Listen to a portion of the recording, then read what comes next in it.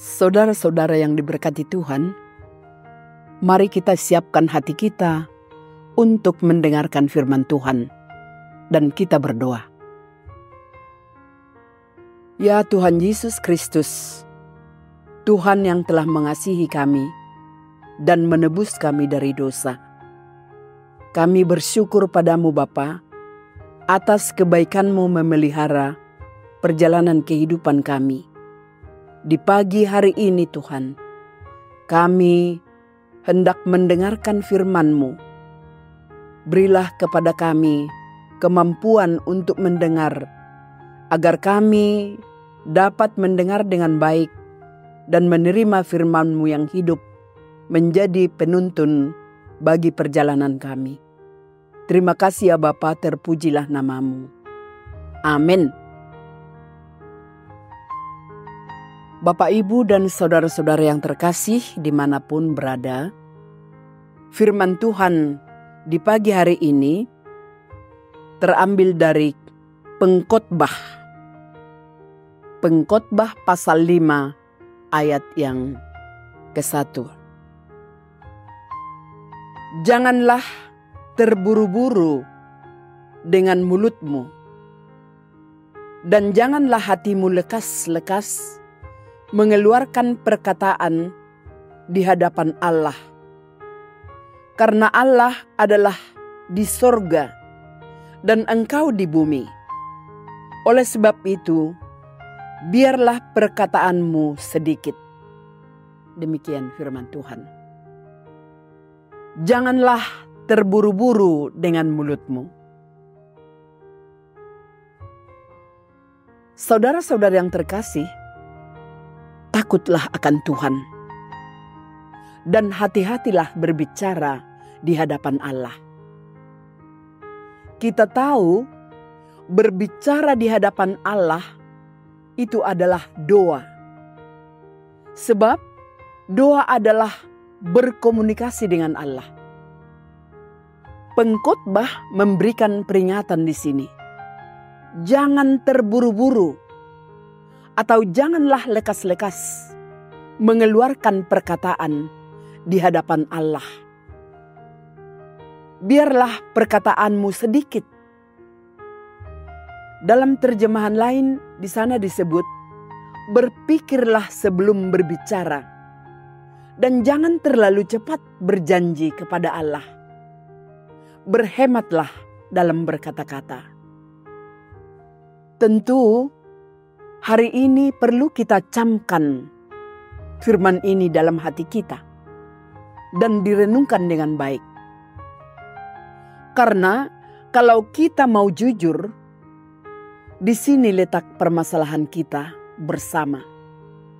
Banyak orang atau kita sendiri berkata-kata duluan, mengucapkan sesuatu, baru kemudian berpikir tentang akibat dari perkataan itu. Contoh, ada seseorang yang sedang sakit. Di dalam doanya mengatakan, Tuhan, sembuhkanlah aku. Jika aku sembuh, aku akan melayani Tuhan. Ternyata, sesudah sembuh dia dari penyakit, dia sibuk melakukan pekerjaannya dan lupa akan janjinya. Demikian juga seorang pengusaha pernah berdoa kepada Tuhan supaya usahanya diberkati dan berhasil. Maka dia akan tetap memberikan perpuluhannya ke gereja. Tetapi apa yang terjadi? Setelah sukses dan berhasil, dia lupa akan janjinya. Nah, hal-hal seperti inilah yang diingatkan Raja Salomo. Jangan membuat janji yang tergesa-gesa. Dan jangan terburu-buru dengan mulutmu. Jadi perlu berpikir duluan sebelum mengucapkan kata-kata atau janji-janji. Belajarlah menghormati Tuhan dengan tidak sembarangan.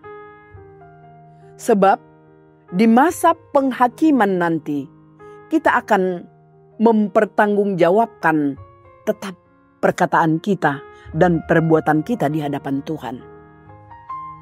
Jadi, ketika kita berhadapan dengan Allah dengan sikap doa, biarlah perkataan kita sedikit. Mengapa harus demikian? Pengkhotbah memberikan 2 alasan di sini. Yang pertama, karena Allah di sorga dan kita di bumi. Artinya bahwa posisi kita beda dengan Allah. Dia dalam kemuliaannya di tempat yang kudus, sementara kita di bumi ini. Itu berarti ketika kita menghadap Allah yang Maha Kudus, maka kita harus menunjukkan sikap hormat dan takut terhadap Tuhan. Jadi, tidak terburu-buru berbicara di hadapan Allah. Saat kita berbicara dengan Allah, berbicaralah dengan sikap hormat. Dan juga ada saatnya kita harus diam, mendengar, dan tunduk di hadapannya.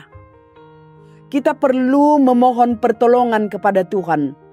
Seperti pemazmur yang mengatakan, "Awasilah mulutku ya Tuhan, berjaga-jagalah pada pintu bibirku."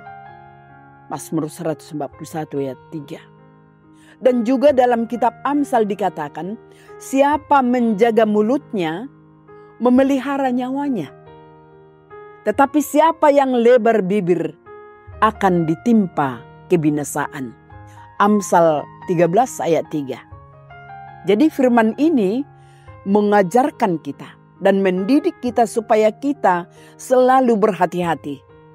Dengan demikian, ya mintalah Tuhan menjaga hati dan mulut kita, agar supaya dalam tuntunan Roh Kudus kita selalu dimampukan secara sadar menguasai setiap perkataan yang kita ucapkan. Menjaga hati dan mulut dalam kewaspadaan berkata-kata adalah bagian hidup takut akan Tuhan. Nah, apakah ada janji kita yang belum kita tepati kepada Allah? Amin. Kita berdoa.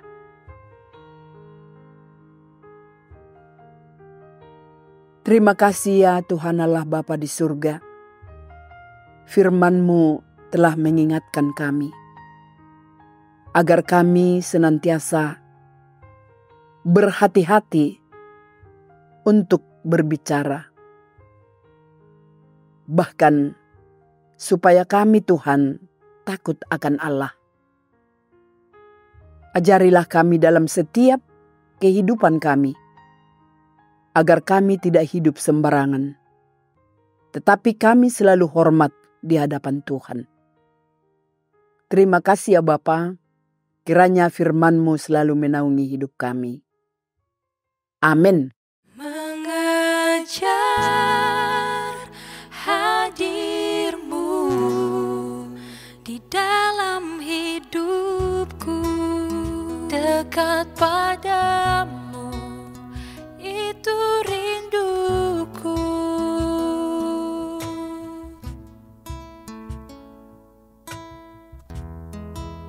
Setiap kataku Kau pun menunggu.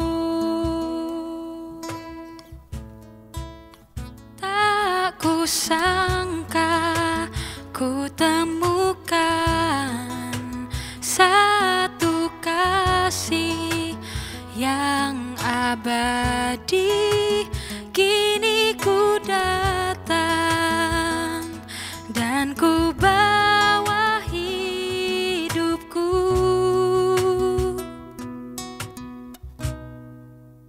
memandang wajah-Mu, mengikuti kebaikan-Mu, mengejar hadir-Mu di dalam hidupku. Oh, oh. membawa sembahku, menyatakan kebesaran-Mu, mengejar hadir-Mu di dalam hidupku, memandang wajah-Mu, mengikuti kebaikan-Mu, mengejar hadir-Mu di dalam hidupku. Oh, dalam hidupku, membawa sembahku, menyatakan kebesaran-Mu, mengejar hadir-Mu, mengejar hadir-Mu, mengejar